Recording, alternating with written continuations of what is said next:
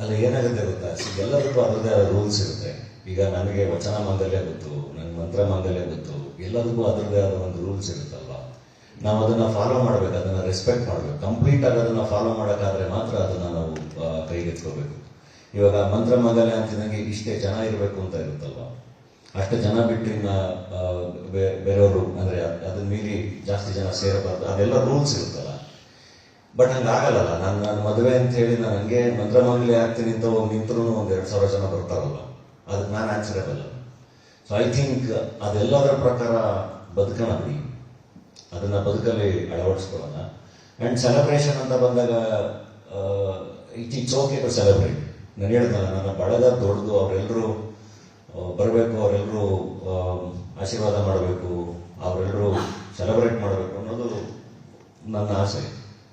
So ಹಂಗಾಗಿ ಹಿಂಗೆ ಮಾಡ್ತಾ ಇದ್ದೀನಿ ಅಷ್ಟೇ. ಆ್ಯಂಡ್ 200 ಜನಕ್ಕೆ ಊಟ ಹಾಕೋದ್ರ ಬದಲು ಎಷ್ಟು ಜನ ಅಭಿಮಾನಿಗಳು ಬರ್ತಾರೆ ಅಷ್ಟು ಜನಕ್ಕೆ ಊಟ ಹಾಕೋದ್ರಲ್ಲಿ there is nothing wrong. So ಒಂದು ಸೆಲೆಬ್ರೇಷನ್. ಆ್ಯಂಡ್ ಬದುಕಲ್ಲಿ ನಾವು ಕೊನೆಗೆ ಅಲ್ಟಿಮೇಟ್ಲಿ ಮ್ಯಾಟರ್ ಆಗೋದೇ ಒಳ್ಳೊಳ್ಳೆ ಮೆಮೊರೀಸ್. ಸೊ ಅದನ್ನ ಎಲ್ಲ ಅಭಿಮಾನಿಗಳ ಜೊತೆ, ಫ್ರೆಂಡ್ಸ್ ಜೊತೆ, ಎಲ್ಲರ ಜೊತೆ ತುಂಬ ದೊಡ್ಡದಾಗಿ ಆ ಥರದ್ದು ಒಂದು ಅದ್ಭುತವಾದ ಮೆಮೊರಿ ಕ್ರಿಯೇಟ್ ಆಗುತ್ತೆ ಅಂದರೆ ಆಗಲಿ ಅಂತ ಅಷ್ಟೇ.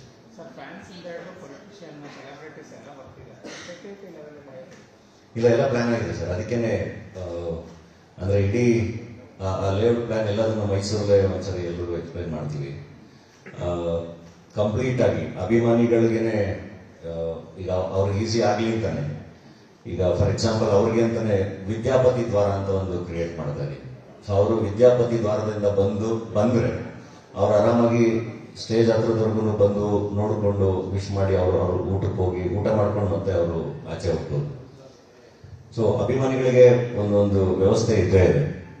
ಅದೆಲ್ಲೂ ಮಿಕ್ಸ್ ಆಗಿ ಅದು ಒಂದು ಕೇಸ್ ಕ್ರಿಯೇಟ್ ಮಾಡಕ್ ಆಗದೆ ಇರೋ ತರ ಅವ್ರಿಗೆ ಸೆಪರೇಟ್ ವ್ಯವಸ್ಥೆ ಮಾಡಿದೀವಿ. ಇಲ್ಲ ಅಂದ್ರೆ ನಾನು ಹೇಳೋದು, ಪ್ರತಿಯೊಬ್ಬರು ಸ್ಟೇಜ್ ಮೇಲೆ ಬರಬೇಕು ಅಂತ ಎಕ್ಸ್ಪೆಕ್ಟ್ ಮಾಡಿದ್ರೆ ತಪ್ಪಾಗುತ್ತೆ, ಅದು ಈವೆಂಟ್ ಮಾಡೋಕೆ ಆಗಲ್ಲ ಆಮೇಲೆ. ಸೊ ಹಂಗಾಗಿ ನಾನು ಹೇಳ್ತಿರೋದು ಸ್ಟೇಜ್ ಹತ್ರದವರೆಗೂ ಬರ್ಬೋದು, ಸ್ಟೇಜ್ ಮುಂದೆವರೆಗೂ ಬಂದು ನೋಡಿ ವಿಶ್ ಮಾಡಿಕೊಂಡು ಅವರು ಊಟ ಮಾಡಿಕೊಂಡು ಹೋಗ್ಬೋದು. ಆ ವ್ಯವಸ್ಥೆ ಖಂಡಿತ ಇದೆ ಅಭಿಮಾನಿಗಳಿಗೆ. ಸ್ಟೇಜ್ ಮೇಲೆ ಎಲ್ಲರೂ ಬರಬೇಕು ಅಂದ್ರೆ ಸರ್ ನಾನು ಒಂದು ತಿಂಗಳು ನಿಂತ್ಕೋಬೇಕಾಗುತ್ತೆ ಸ್ಟೇಜ್ ಮೇಲೆ.